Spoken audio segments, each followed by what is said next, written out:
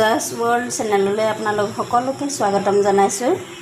আজি আমাৰ খাদ্যৰ থালিত আছে এয়া ঢেকীয়া ভাজি, পটল ফ্ৰাই, কাচকল ভাজি আৰু মাছ ভাজি আৰু এয়া মোৱামতি টেঙা মাছৰ টেঙা জোল।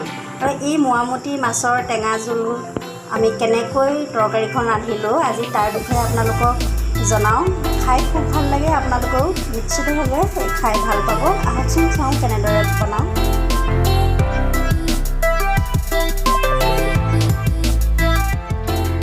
দেখিছে মোৱামতি টেঙা পাতখিনি মই গোটেইকেইটাখিনি দুপৰীয়াই চিঙি লওঁ আৰু এই চিঙি লোৱাৰ পিছত গোটেইখিনি ধুনীয়াকৈ ধুই ল'ব লাগিব। যেতিয়া আমাৰ সেই টেঙা শাকখিনি ধুনীয়াকৈ মিহি মিহিকৈ কাটি ল'লোঁ।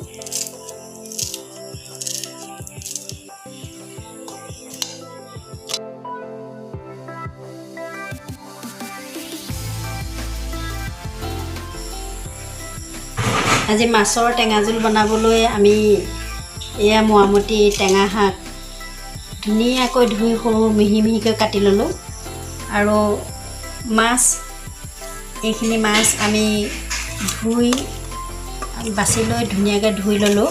আৰু টেঙা আঞ্জাত যিহেতু নহৰু তেল মাৰিলে ভাল লাগে, আমি কেইফুটামান নহৰু ল'লোঁ আৰু পিঁয়াজো দিম। আৰু এই বচা মাছখিনি এতিয়া আমি ইয়াত ফ্ৰাই কৰাৰ আগত নিমখ হালধি সানি ল'ম। মাছৰ টেঙা আঞ্জাখন অকণমান ডাঠ হ'বৰ কাৰণে মই দুটা আলু কাটি ল'লোঁ। এই দুটা আলু এতিয়া সিজাই পিটিকা কৰি তাত দি দিম। এতিয়া আহকচোন আমি কেৰাহী পাতি তেলখিনি গৰম কৰি মাছখিনি ভাজি লওঁ।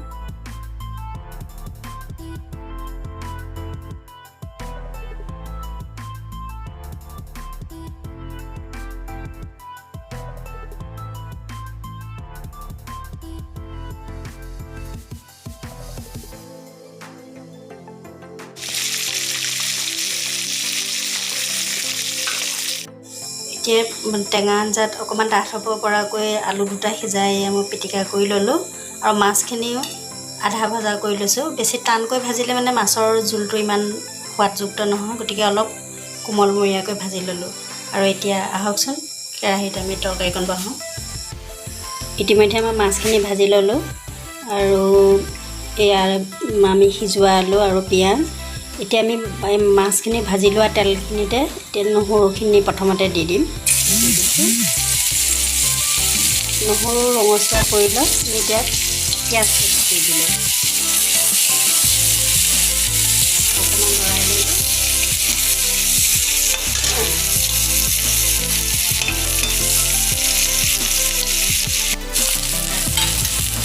আকৌ লৰাই দিলোঁ।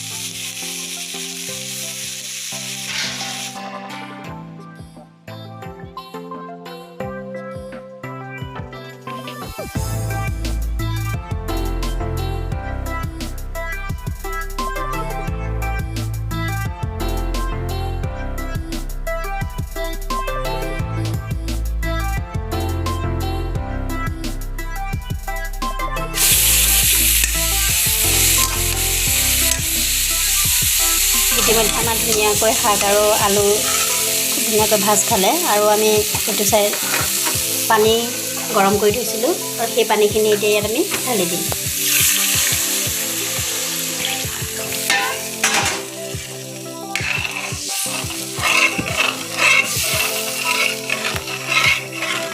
জুইটো অকণমান বঢ়াই দিছোঁ যাতে তুমি খুব কম সময়ৰ ভিতৰত উতলি যাব পাৰে। সিজোৱা আলুখিনি দিয়াৰ কাৰণে অলপ ডাঠ হৈছে। কৈছে টেঙা আঞ্জা অলপ পনীয়া হ'লে ভাল লাগে খাই। সেইটো মিঠা টেঙা আঞ্জা ধুনীয়াকৈ আমাৰ উতল আহিলে আৰু উতলা টেঙা তৰকাৰীখিনি আমি এতিয়া আধা ভাজি থোৱা মাছখিনি দি দিম আৰু এই আধা ভাজি থোৱা মাছখিনি দি দিয়াৰ পিছত প্ৰায় 5 মিনিটমান সময় উতলাৰ পিছত আমি টেঙা তৰকাৰীখিনি ৰন্ধা সম্পূৰ্ণ হৈ যাব। এতিয়া আমি ঢাকি দি উতলিবলৈ দি দিছোঁ। টেঙা আঞ্জাখিনি সুন্দৰকৈ উতল আহিলে এতিয়া আমি এয়া খাব পৰা হ'ল আৰু গেছটো আমি ইতিমধ্যে অফ কৰি দিওঁ।